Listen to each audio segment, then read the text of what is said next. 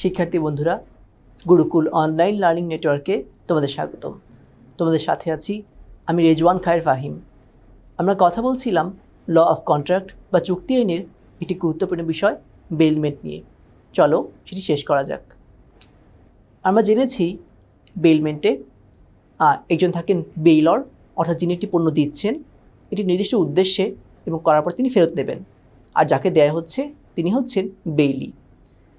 এক্ষেত্রে বেইলরের কিছু দায়িত্ব আছে, যেমন বেইলিকে জানানো যে কী পণ্যটি কোনো খুঁত থাকলে বা কোনোটি ক্ষতিকর ব্যাপার থাকলে বা পণ্যটি কাজ শেষ বা ফেরত নিলে।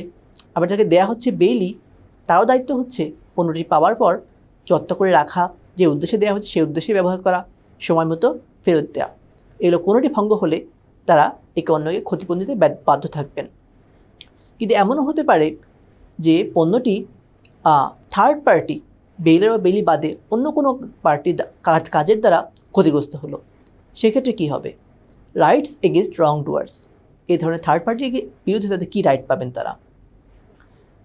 সেকশন 180 চুক্তি আইন 1872 বলা হচ্ছে, if a third person wrongfully deprives the bailee of the use or possession of goods bailed or does them injury, the bailee is entitled to use such remedies as the owner might have used in the like case if no bailment had been made. যে third party, ধরা একজন Bailey, তিনি আমার কাছ থেকে আমার গাড়ি নিয়েছেন, গাড়ি ভাড়া নিয়েছেন, গাড়ি ব্যবহার করে তিনি একটি জায়গায় যাবেন, কিন্তু সেই থার্ড পার্টি তাই গাড়িটি ব্যবহার করতে দিল না, অথবা তাকে গাড়িটি এমন ধ্বংস সাধন করলো, ক্ষতি করলো, তিনি গাড়িটি ব্যবহার করতে পারলেন না। তাহলে তিনি কিন্তু সেটার এমন রেমেডি পাবেন যেন সেটি ব্যবহার করতে পারলে যেমন হতো। আর either the bailor or the bailee may bring a suit against a third person for such deprivation of injury. এবং এক্ষেত্রে থার্ড পার্টির বিরুদ্ধে আমি যে বেইলর, গাড়িটি আমার, আমি মামলা করতে পারবো, অথবা যিনি বেইলি, যিনি ক্ষতিগ্রস্ত হচ্ছেন, তিনিও তার বিরুদ্ধে সুট করতে পারবেন, মামলা করতে পারবেন। এবং এক্ষেত্রে মামলায় যে রেমেডি পাওয়া যাবে তা কী হবে? Whatever is obtained by way of relief or compensation in any such suit. এই ধরনের কোনো মামলায় রিলিফ আর কম্পেনসেশন হিসেবে যাই পাওয়া যাক, shall as between the bailor and bailee, bailor এবং বেইলির মধ্যে be dealt with according to the respective interest. যার যতখানি এখানে স্বার্থ আছে সে ততখানি এখানে সেই ক্ষতিপূরণটির ভাগ পাবে। বেইলমেন্ট কখন টার্মিনেট করা যায়, শেষ করে দেওয়া যায়, বাতিল করে দেওয়া যায়? Number 1, expiry of time. এমন হতে পারে আমি তাকে দিয়েছি 10 দিনের জন্য, 10 দিন শেষ, তাহলে তার কিন্তু বেইলমেন্ট শেষ, আমি পণ্যটি ফেরত নিয়ে দেব। 2, ফুলফিলমেন্ট অফ অবজেক্ট। যে উদ্দেশ্যে দেওয়া হয়েছিল সেটি শেষ, আমি তাকে আমার টিভি দিলাম খেলা দেখার জন্য, একটি বিশেষ ম্যাচ দেখার জন্য, ম্যাচ দেখা শেষ, তাহলে কিন্তু উদ্দেশ্য শেষ। এটি নির্দিষ্ট কাজের জন্য দিলে কাজটি করা শেষ হলে কিন্তু এক্ষেত্রে বেইলমেন্টও শেষ।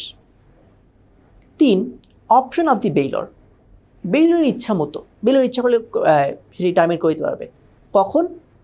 সেকশন 153 বলা হচ্ছে, if the bailee does any unauthorised act.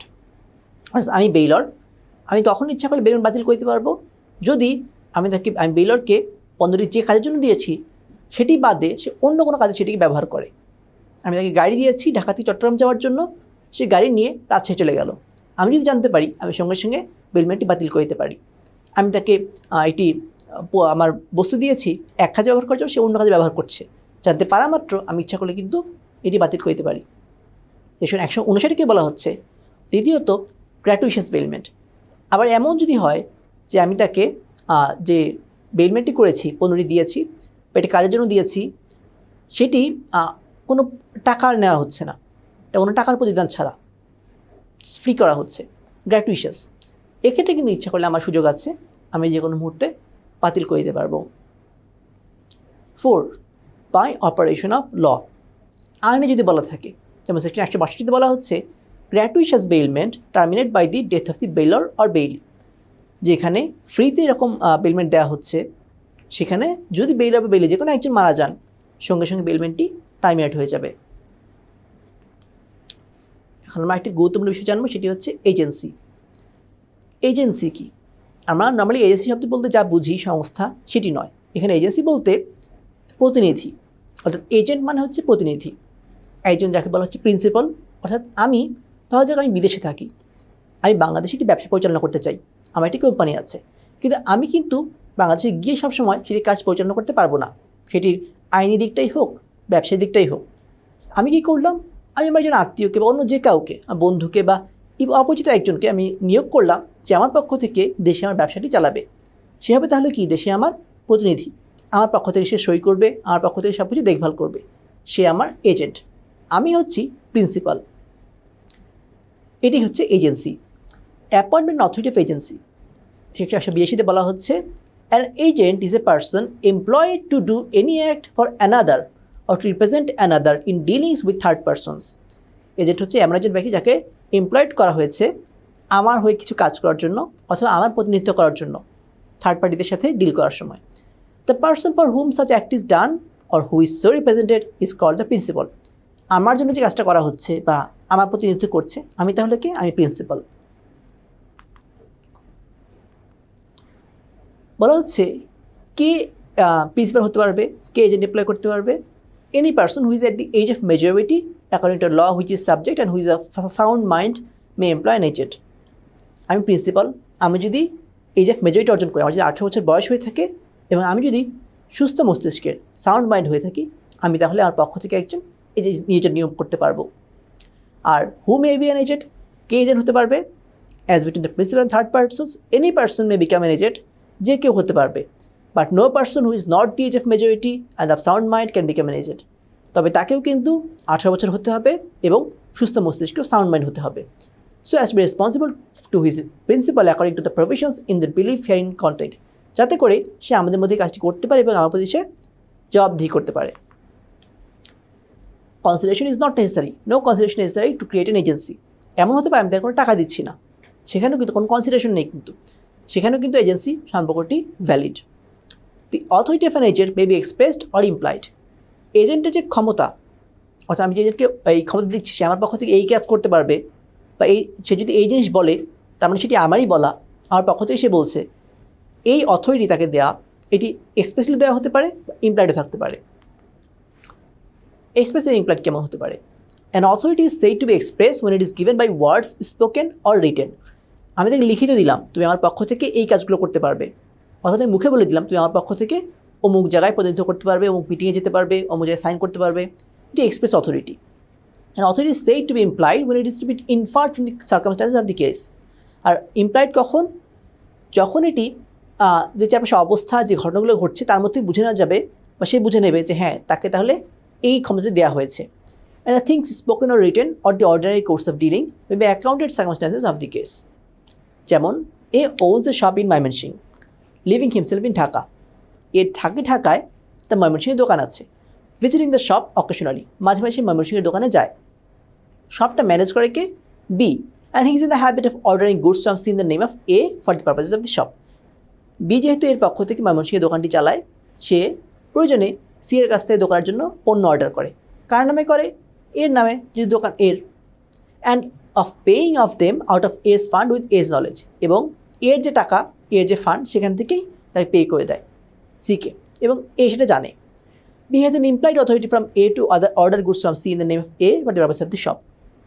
এখানে কিন্তু এমন কখনো হয়নি যে বি তাকে তাই কোনো লিখিত দায়িত্ব দেয়নি বা মুখেও বলেনি, কিন্তু এই বিজনেসটি হতেই কিন্তু ব্যাপারটি এরকম হয়ে গেছে, অর্থাৎ বি একটি ইমপ্লয়েড অথরিটি পেয়ে গেছে এর কাছ থেকে, যে সে এর নামে সে অর্ডার করতে পারবে এবং এর নামে এর ব্যবসার জন্য সে পণ্য আনতে পারবে। এক্সটেন্ট অফ এজেন্টস অথরিটি, এই এজেন্সির অথরিটির স্কোপ কত বড়, তার ক্ষমতা সীমা কত দূর। An agent having an authority to do an act has authority to do every lawful thing which is necessary in order to do such act. তা যদি তাকে আমি দায়িত্ব দিলাম আমার দোকান পরিচালনা করতে, আমার ব্যবসা পরিচালনা করতে, তাহলে এই ব্যবসা পরিচালনার জন্য বা এই দোকান চালানোর জন্য যতগুলো যেসব বৈধ কাজ আছে, যেসব লফুল কাজ আছে, সবগুলো সে করতে পারবে। এই দোকান চালানোর জন্য তার মাল আনার প্রয়োজন হতে পারে, তার মিষ্টি আনানোর প্রয়োজন হতে পারে, তার পণ্য কেনা বেচা, এই প্রতিটি কাজ যা লফুল সেগুলো সে করতে পারবে। কিন্তু এই জন্য সে চুরি চামারি করতে পারবে না বা অন্য কোনো অবৈধ কাজ করতে পারবে না। যেগুলো লফুল কাজ সেগুলো কর্তৃত্ব সে পাচ্ছে। An agent having an authority to carry on a business has authority to do every lawful thing necessary for the purpose or usually done in the course of conducting such business. আবার একজন যার প্রয়োজনীয় সেগুলো তো করতে পারবে, আবার এমন হতে পারে যে এই ধরনের বিজনেস করতে গেলে এই কাজগুলো করতে হয়, সেগুলো সে করতে পারবে। ফর এক্সাম্পল, ইলাস্ট্রেশন বলছে A is employed by B residing in London to recover at Chittagong a debt due to B. A হচ্ছে বি এর এজেন্ট, বি থাকে লন্ডনে, এর দায়িত্ব দেওয়া হলো কি যে চট্টগ্রামে বি এর রিপাউন্ড আছে সেটি তুলতে হবে। A may adopt any legal process necessary for the purpose of recovering the debt and may give a valid discharge for the same. A B এর জন্য যে কোনো বৈধ অবলম্বন করতে পারে তার ঋণের টাকাটা উদ্ধার করার জন্য। এবার B, A constitutes B his agent to carry on his business of a ship builder. A জাহাজ নির্মাতা, বিকে তার এজেন্ট হিসেবে নিয়োগ করলো জাহাজ নির্মাতার জন্য। B may purchase timber other materials and hire workman for the purpose of carrying on the business. জাহাজ নির্মাণের জন্য বি ইচ্ছা করে কী করতে পারবে, তাহলে কাঠ কেনা, অন্যান্য সামগ্রী কেনা এবং হচ্ছে মিস্ত্রিদের ভাড়া করা সব কিছু করতে পারবে তাই জাহাজ নির্মাণের জন্য, এবং করবে সেগুলো এর নামে এর ফান্ড থেকে এর জন্য, আর যেহেতু সে এর এজেন্ট। বি হচ্ছে এজেন্ট, এ হচ্ছে প্রিন্সিপাল। আইডিয়া ব্যাপার আছে এই just authority in emergency. Emergency ক্ষেত্রে কী অথরিটি থাকতে পারে? ধরা যাক আমি তাকে অথরিটি দিয়েছি দোকান চালানোর, স্বাভাবিক যে কাজগুলো করার, কিন্তু এমন একটা বিপদে পড়েছে তাকে এমন কোনো কাজ করতে হবে যেটি আমি তাকে আগে অথরিটি দেইনি, তাহলে সে কী করবে? An agent has authority in an emergency to do all such acts for the purpose of protecting his principal from loss as would be done by a person of ordinary prudence in his own case under similar circumstances. যেমন আমি হয়তো তাকে অনুমতি দিয়েছি যে আমার পণ্য থেকে দোকান থেকে মাল কেনা বেচে, কিন্তু আমি তাকে অনুমতি দেইনি যে অমুক জনের কাছে কখনই মাল বেচতে পারবে না, এই অথরিটি আমি তাকে দেইনি। কিন্তু ইমার্জেন্সিতে পড়লে সে এমন অবস্থায় পড়েছে তার কাছে পণ্য না বেচলে আমার এই ব্যবসাই শেষ হয়ে যাবে বা দোকানে শেষ হয়ে যাবে, এমন একটি অবস্থা। সেক্ষেত্রে আমাকে এই লস থেকে প্রোটেক্ট করার জন্য সে কিন্তু সেই কাজটি করতে পারবে, যে সাধারণ বুদ্ধিমান যে কাজটি করবে সেগুলো করতে পারবে। An agent for sale may have goods repaired if be necessary. আবার ধরা যাক আমার পণ্য যে বিক্রি করার কথা, পণ্যটি নষ্ট হয়ে যাচ্ছে, সেক্ষেত্রে কিন্তু সে কিন্তু ঠিক করে আনতে পারবে। B, A consigns provisions to B at Chittagong with directions to send them immediately to C at Dhaka. A বিকে বললো যে কিছু পণ্য চট্টগ্রাম থেকে ঢাকায় পৌঁছে দেওয়ার জন্য সি এর কাছে। B may sell the provision to Chittagong if they will not bear the journey to Dhaka without spoiling. দেখা গেল বি দেখলো যে সেই চট্টগ্রাম থেকে ঢাকায় ধরা যাক এই ফলমূল পৌঁছতে গেলে যে কয়েকদিন লাগবে এগুলো নষ্ট হয়ে যাবে, সেক্ষেত্রে সে কিন্তু সেগুলো বিক্রি করে দিতে পারে। Sub agent. সাব এজেন্ট কি? যখন আমার এজেন্টও তার একজন এজেন্ট নিয়োগ করে, এজেন্টের যে এজেন্ট তাকে বলা হচ্ছে সাব এজেন্ট। 190 বলা হচ্ছে an agent can not lawfully employ another to perform acts which he has expressly employed undertaken to perform personally. একজন এজেন্টকে পার্সোনাল যে কাজ করার দায়িত্ব দেওয়া হয়েছে এক্সপ্রেসলি বা ইমপ্লয়েডলি, সেগুলো সে কখনোই আরেকজনকে ডেলিগেট করতে পারবে না, অর্থাৎ একজন সাব এজেন্ট নিয়োগ করতে পারবে না, আনলেস কিন্তু যদি না by the ordinary custom of trade of a sub agent may or from the nature of the agency a sub agent must be employed. কিন্তু এমন হতে পারে যে কিছু ধরনের ব্যবসায় একটি প্রথাই আছে যে সেখানে এজেন্টও এজেন্ট নিয়োগ করে, এজেন্টও এজেন্ট দিয়ে কাজ করায়, সেক্ষেত্রে কিন্তু সাব এজেন্ট এমপ্লয় করা যাবে।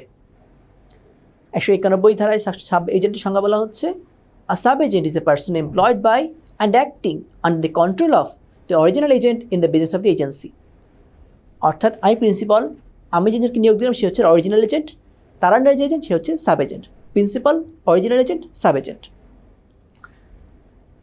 While a sub-agent is properly appointed, the principal is so far as regards third persons represented by the sub-agent and is bound by and responsible of his acts if he were an agent originally appointed by the principal.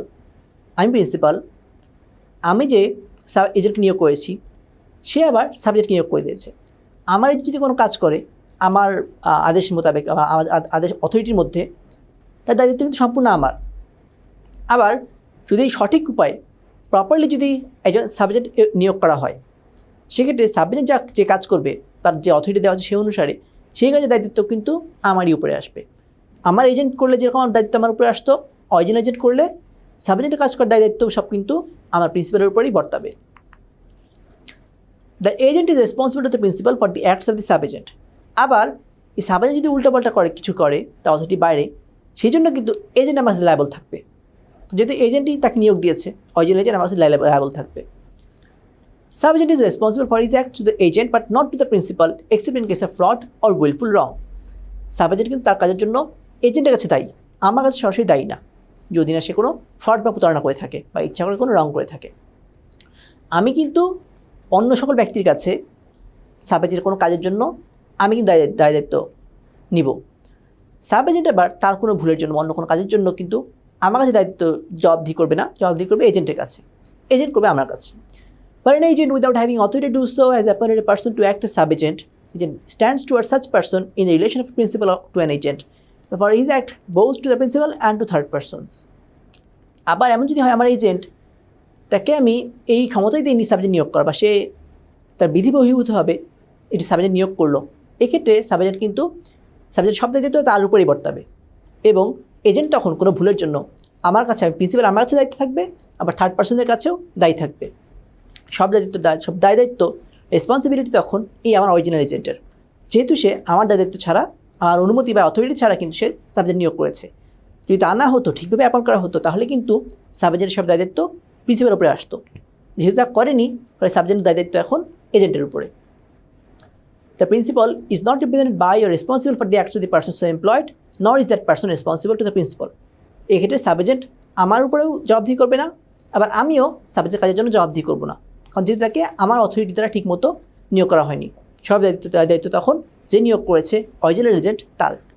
এই ছিল বেলমেন্টের বাকি অংশ এবং agency এই গুরুত্বপূর্ণ অংশটি contract অ্যাক্টের অংশ, সেগুলো আমরা জানলাম।